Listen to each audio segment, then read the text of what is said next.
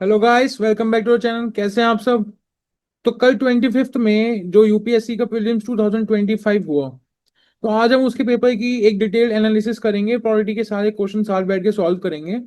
बस शुरू करने से पहले मैं आपको बताना चाहूंगा, जो कल का पेपर था वो काफी कॉन्सेप्चुअल बेस्ड था। मतलब तो 70 to 80% क्वेश्चन ऐसे थे कि अगर आपने अपने कॉन्सेप्ट्स पढ़े हुए हैं, कॉन्सेप्ट्स आपके क्लियर हैं, तो you can solve the paper. ठीक है। और जो कट ऑफ है मेरे अकॉर्डिंग 89 पॉइंट समथिंग है, 90 से बिलो बिलो ही रहेगी, बट कट ऑफ 89 88 के आसपास रहेगी। और क्वेश्चन पेपर देख के एक बात और समझ आई कि जो पेपर था वो काफी ज्यादा कॉन्सेप्चुअल बेस था। तो आपको जो पढ़ाई करनी है नेक्स्ट ईयर के लिए, वो काफी ऑर्गेनाइज्ड वे में करनी है। ठीक है, ये नहीं जुगाड़ू करके यहाँ से कुछ मटेरियल उठा लिया, वहां से कुछ मटेरियल उठा लिया, ऐसे नहीं होगा। आपको बेसिकली एक ऑर्गेनाइज्ड वे में पढ़ाई करनी पड़ेगी, सारे कॉन्सेप्ट्स एकदम क्लियर होंगे तभी पेपर सॉल्व हो पाएगा यूपीएससी का। ठीक है, तो शुरू करें। सबसे पहले आते हैं क्वेश्चन नंबर 51 पॉलिटी का जो था। Consider the following statements, panchayat at the intermediate level exists in all the states. ठीक है। अब आपने अगर 73rd अमेंडमेंट एक्ट पढ़ी होगी तो उसके अंदर साफ मेंशन है कि panchayat need to have 3 levels. ठीक है, बट जहां जहां पंचायत की पॉपुलेशन, जहां जहां लोगों की पॉपुलेशन 20 लाख से कम है, वहां पे इंटरमीडिएट लेवल होना जरूरी नहीं है। ये साफ मेंशन है। ठीक है, जो फर्स्ट क्वेश्चन स्टेटमेंट है वो तो यहाँ पे गलत हो गई। अच्छा, एक बात और, जो ये क्वेश्चन पेपर मेरे पास है इसके अंदर किसी बच्चे ने ब्लैक पेन से मेंशन किया हुआ, तो इसलिए हम ब्लू या रेड मार्कर यूज करेंगे, तो काइंडली एसोसिएट विद इट। ठीक है। तो 73rd अमेंडमेंट एक्ट के अंदर साफ मेंशन है कि all the panchayat need to have 3 level. अब जो जहां जहां पॉपुलेशन 20 लाख से कम है, वहां पंचायत का इंटरमीडिएट लेवल होना जरूरी नहीं है, तो ये स्टेटमेंट तो वहीं गलत हो गई।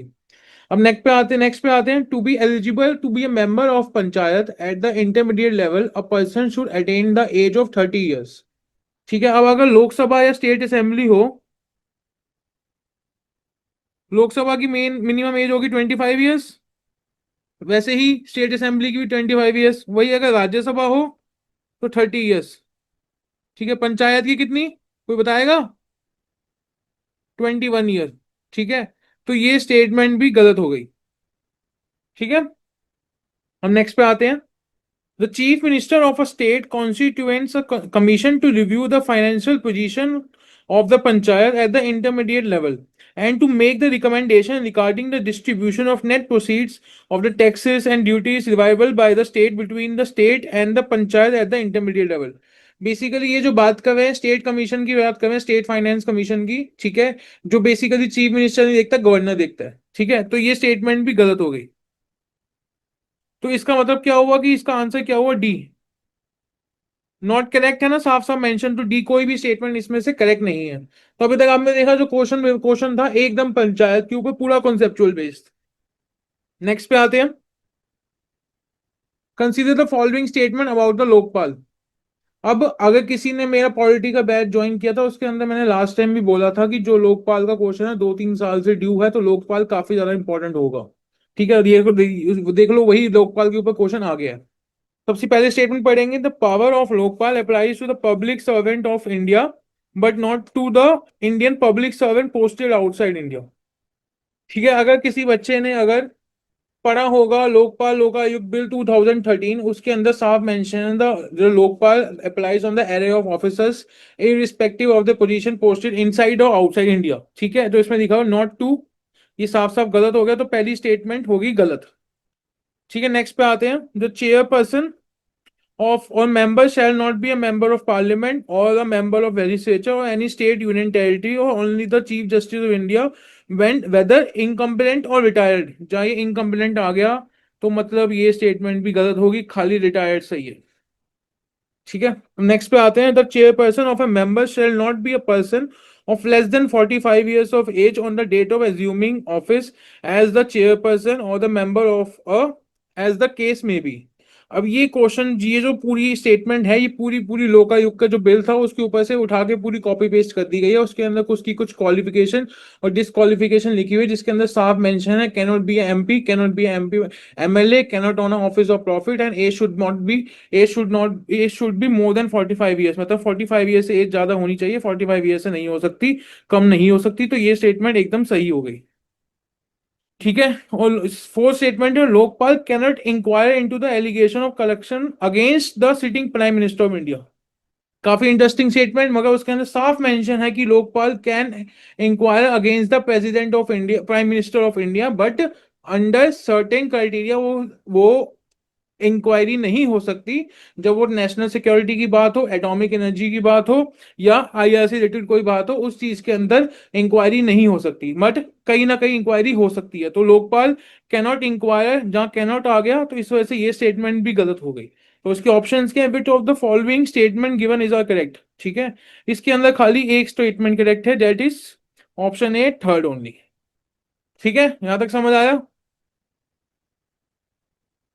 नेक्स्ट पे आते हैं, क्वेश्चन नंबर 66। ये सेट बी का पेपर, क्वेश्चन पेपर है, तो आप उसी हिसाब से अपने क्वेश्चन पेपर के हिसाब से ये क्वेश्चन मैच करते रहना, ठीक है।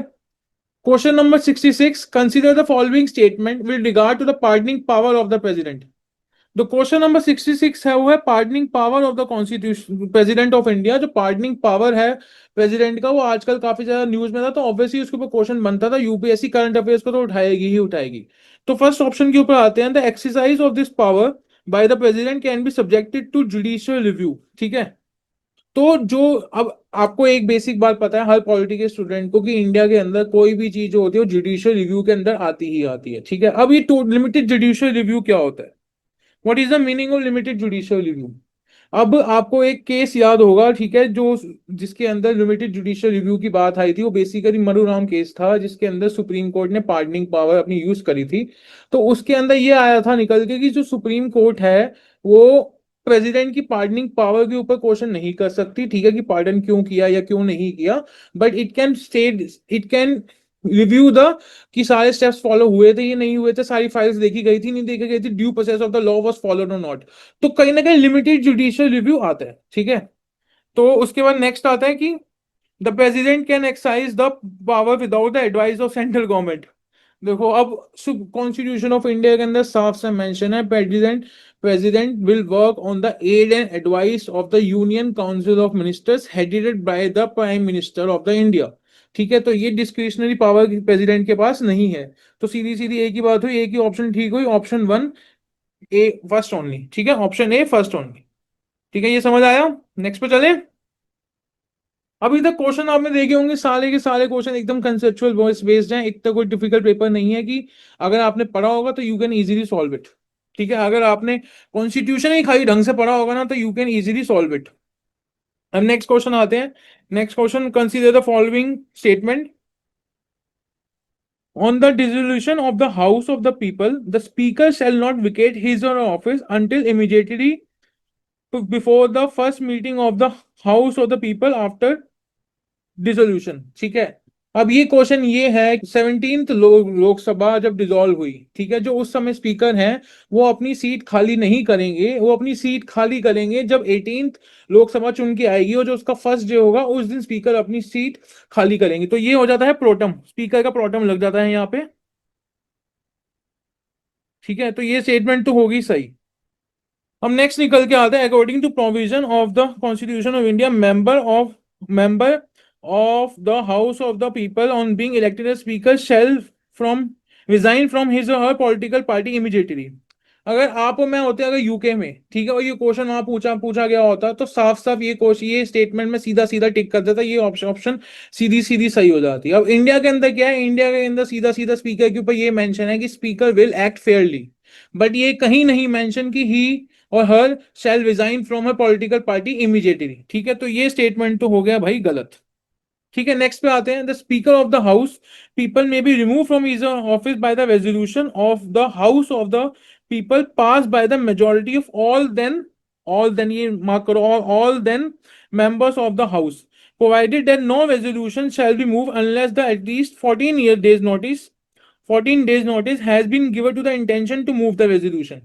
अब इसमें ऑल देन मेंबर्स का मतलब क्या हुआ, कौन सी मेजोरिटी हुई, बताओ फटाफट।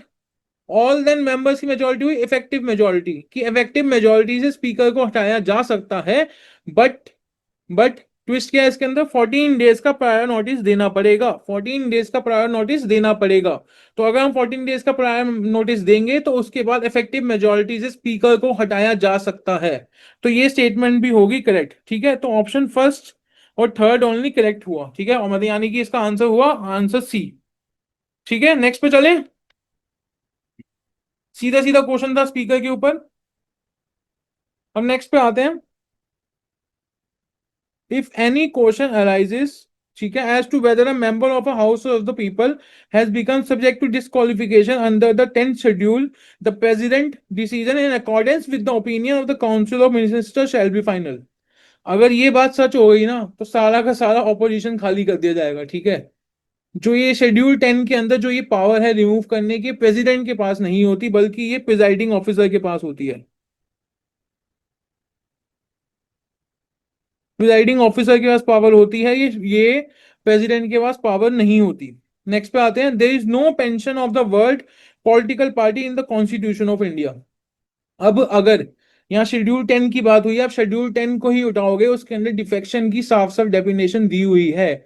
अगर if a member of house, ठीक है, वॉलंटरी रिटायर या voluntary leave his or her political party का साफ साफ मेंशन है शेड्यूल 10 के अंदर ही। शेड्यूल 10 जहाँ मेंशन किया हुआ, अगर आप शेड्यूल 10 की ही बात करोगे तो उसके अंदर पॉलिटिकल पार्टी वर्ड का साफ साफ मेंशन है, ठीक है। तो ये स्टेटमेंट कहीं ना कहीं, तो उसमें दोनों स्टेटमेंट ही गलत हो गई, ठीक है। तो नाइदर वन और टू, ठीक है, इसका आंसर डी हुआ। नेक्स्ट पे चलेगा इस, मजा आ रहा है। सीधे सीधे कौन से क्वेश्चन कॉन्स्टिट्यूशन से पूछे हैं कि अगर आपने कॉन्स्टिट्यूशन पढ़ा है तो कहीं ना कहीं आप आराम से आंसर दे सकते हो, इतना कुछ डिफिकल्ट नहीं है, ठीक है।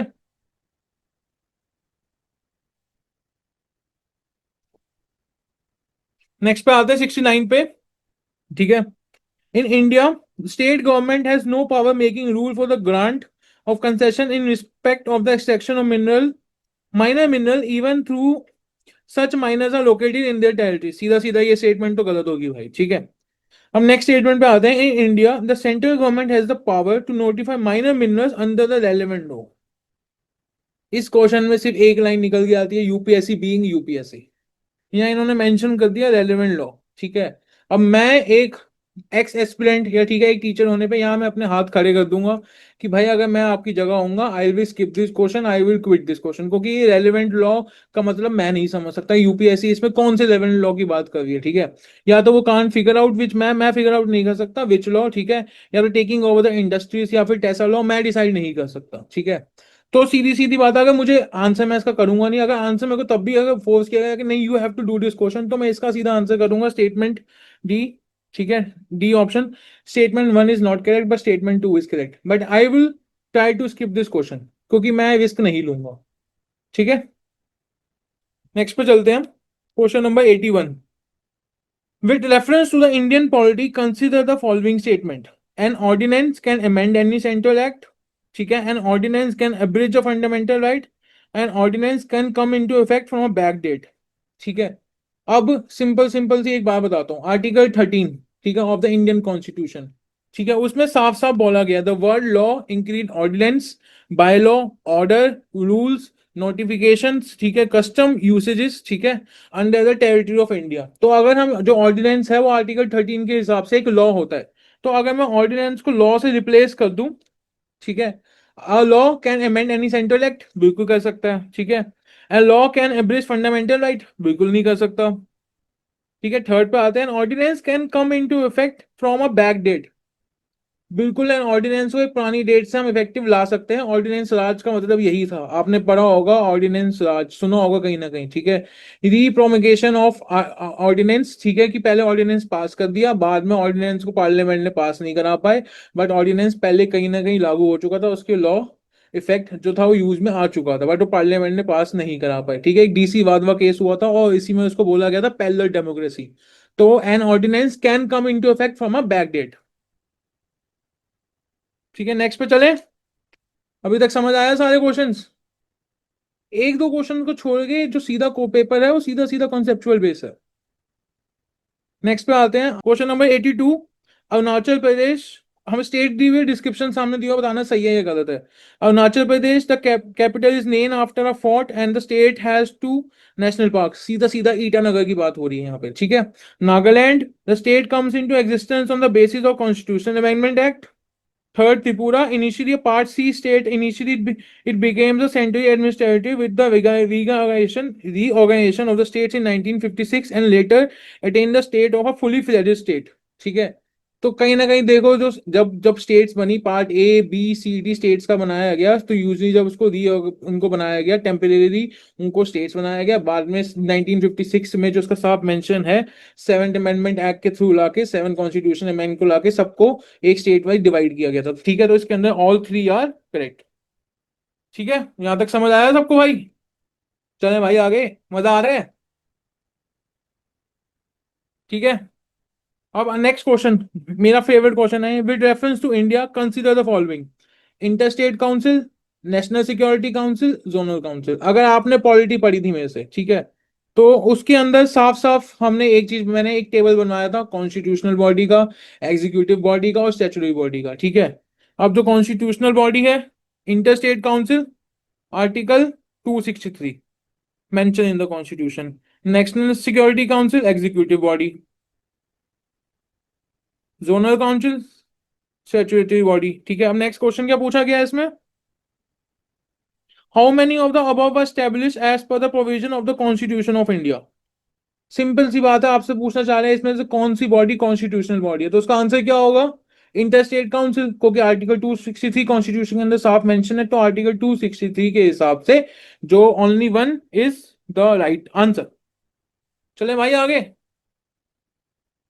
नेक्स्ट पे चले, क्वेश्चन नंबर 84। ठीक है, सबसे पहली स्टेटमेंट क्या है? The constitution of India explicitly mention that in certain spheres the governor of a state acts in his or own discretion. Second statement: the president of India can of his or own resolve a bill passed by a state legislature by his or her consideration without it being forwarded by the governor of the state concerned. भगवान ना करे कि हिंदुस्तान में ये दिन कभी आए। ठीक है, आर्टिकल 143, ठीक है, जिसके अंदर प्रेसिडेंशियल रेफरेंस का मेंशन है, उसको लेके आजकल इतने बड़े इश्यूज चल रहे हैं। तो अगर ये सेकंड वाली बात स्टेटमेंट कहीं ना कहीं सही हो गई तो बहुत बड़ी दिक्कत हो जाएगी। ठीक है, आर्टिकल 200 के अंदर साफ मेंशन है कि गवर्नर पांच चीजों के ऊपर बिल को रिजर्व कर सकता है। ठीक है, फर्स्ट, ठीक है, bill is violating the constitution, bill is violating the powers of the union government, bill is against the DPSP, bill is conflicting the public interest और bill is conflicting the powers of the high court.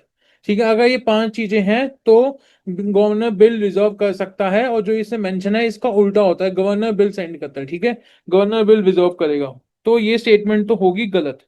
अब आते हैं next पे, the constitution of India explicitly mention that in certain पे governor of a state act is in his or on discretion. अब article 74 जो है Indian constitution का, article 74, ठीक है, वो साफ क्या कहता है? The president will work on the aid and advice of the union council of ministers headed by the prime minister and president shall act accordingly. ठीक है, अब आर्टिकल 163 पे आते हैं। ठीक है, आर्टिकल 163 है गवर्नर के ऊपर, आर्टिकल 74 तो हो गया प्रेसिडेंट का, आर्टिकल 163 हो गया गवर्नर का।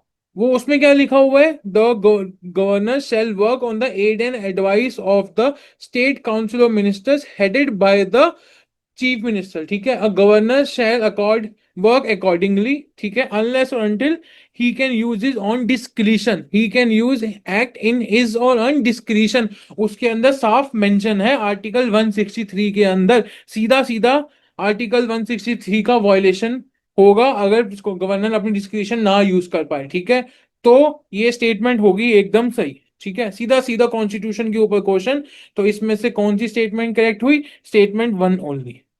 ठीक है गाइस, नेक्स्ट क्वेश्चन पे चले, question number 85। Provision of the provision in the constitution of India और स्टेटेड अंडर किसके अंदर है? ठीक है, separation of the judiciary from the executive in the public service of the state, the directive principle of state policy, article 50। Next पे, valuing the preserving of the rich heritage of a composite culture, the fundamental duties, article 51 part A sub clause F. ठीक है, उसके बाद next क्या है? Provision of employment of children below age 14 years in factory. ठीक है, ये कौन सा उसका वो फंडामेंटल राइट कौन सा आर्टिकल हुआ? जल्दी, आर्टिकल 24। ठीक है, तो इसमें से कौन से सही है? तीनों सही हैं एकदम। अगर किसी बच्चे को आर्टिकल याद है वो सारे के सारे क्वेश्चन सॉल्व कर लेगा, सिंपल सी बात है, सीधा सीधा कॉन्स्टिट्यूशन पूछा होगा। नेक्स्ट पे आते हैं। With reference to the Indian constitution in India और Indian constitution of India, if an area, ठीक है, is declared under schedule area under the fifth schedule, the state governor loses executive power, ठीक है, in such area the local body assume total administration. ये जो पहली statement है, schedule 5 बनाया ही इसी कॉन्सेप्ट के लिए गया था कि लोकल बॉडी का पूरा पूरा वहां पे एडमिनिस्ट्रेशन ना हो, तो ये स्टेटमेंट तो होगी गलत। ठीक है, नेक्स्ट पे आते हैं। The union government can take over the total administration of such area under certain circumstances on the recommendation of the governor। अगर मैं क्वेश्चन को ओवरथिंक करना चाह रहा हूं, ठीक है, क्योंकि मेरा दिमाग वैसे ही चलेगा, इसमें टोटल एडमिनिस्ट्रेशन लिखा हुआ है। अब मुझे कोई यूपीएससी से यू पूछ के बता दो कि भाई टोटल एडमिनिस्ट्रेशन का मतलब क्या होता है, टोटल एडमिनिस्ट्रेशन का मतलब क्या होगा इस क्वेश्चन में। ठीक है, तो अगर क्वेश्चन टोटल एडमिनिस्ट्रेशन का मतलब मुझे नहीं पता क्या होना चाहेगा, ठीक है, अगर तब भी मुझे इसको आंसर करना है, ठीक है, तो जो रिकमेंडेशन ऑफ गवर्नर के ऊपर प्रेसिडेंट रूल लगाया जाता है, ठीक है, वो फिफ्थ शेड्यूल के अंदर नहीं होता, जबकि वो यूज होता है आर्टिकल 356 के अंदर। Article 356, not fifth schedule. ठीक है, तो कहीं ना कहीं दोनों स्टेटमेंट होगी गलत, नाइदर वन नाइदर टू। ठीक है, समझ आएगा इस। Article 88, consider the following under the constitution of India, ठीक है, list one union list in the seven schedule, extend of the executive power of the state, ठीक है, और इसके बाद थर्ड आता है condition of the governor office. ठीक है, ये क्वेश्चन जो था ना, ये 2-3 साल पहले भी आ चुका है। ठीक है, for a constitution amendment with respect to which of the above rectification by the legislature of not less than one half of the states, उस समय one half of the states नहीं था, ये कंप्लीट स्टेट्स था, all the states था, is required before presenting the bill to the president of India और for assent. ठीक है, president of India for agent, इसके अंदर जो मुझे इशू आएगा वो आएगा condition of the governor office. ठीक है, जो ये गवर्नर होता है, विजिट टाइप ऑफ लॉ है, सेंटर स्टेट रिलेशन से इफेक्ट होते ही होते हैं। ठीक है, उसके बाद गवर्नर के ऑफिस का कोई यूज नहीं है उसमें। तो बेसिकली इसका आंसर क्या हुआ, option one, option A, first and second only. Question number 89. With reference to the Indian polity, consider the following statement. The governor of a state is not answerable to any court for the exercise and performance of his or of the power and the duties of his or her office. ठीक है, सीधा सीधा article number 361। Article 361 is the exception to article 14 of the Indian constitution. ठीक है, ये हो गया article 361। Next पे आते हैं। No criminal proceeding shall be instituted or against the governor during his or her term of office. Again same article, article 361। Member of the state legislature, ठीक है, are not liable to any proceeding in the court in respect of anything said within the house. Article 105 पढ़ा है किसी ने? Article 105 में क्या कहता है कि जो भी पार्लियामेंट के अंदर, पार्लियामेंट के हाउस के अंदर बोला जाएगा वो कोर्ट की प्रोसीडिंग के अंदर लायबल नहीं होगा। ठीक है, article 105 is about the parliament, वहीं article 194 is about the state legislature. Article 194, ठीक है, member of state legislature are not liable to any proceeding in any court respect of anything said within the house. Floor के house के ऊपर कुछ भी बोला गया किसी भी एमएलए या एमएलसी के द्वारा, तो वो किसी भी कोर्ट के अंदर लायबल नहीं होगा under the article 194 of the Indian constitution. तो ये दी हुई तीनों ऑप्शन सही हो गई। ठीक है, समझ आया? तो ये था पॉलिटी का एक डिटेल्ड एनालिसिस, जिसके अंदर हमने पॉलिटी के जो 14-15 क्वेश्चन कल हमने आए हैं, साले के साले हमने डिस्कस करिए, सारी ऑप्शंस के साथ डिस्कस करा। ठीक है, तो सीधी सीधी बात है, जो पेपर था एक दो क्वेश्चन को छोड़ के, ठीक है, बेयर एक्ट का एक क्वेश्चन था जो मिनरल्स वाला था, बाकी सारे क्वेश्चन सिर्फ एकदम कॉन्स्टिट्यूशन से थे। पेपर इतना ज्यादा टफ नहीं है पॉलिटी के हिसाब से। इकोनॉमी कहीं ना कहीं, इकोनॉमिक्स के क्वेश्चन के अंदर फिगर्स पूछी गई हैं, बट पॉलिटी एकदम, अगर आपने कॉन्स्टिट्यूशन ढंग से पढ़ा होगा तो मेरे हिसाब से आप 80-90% पेपर आराम से इजीली सॉल्व कर सकते हो। ठीक है, तो that was my part. Thank you guys, take care, have a great day, thank you.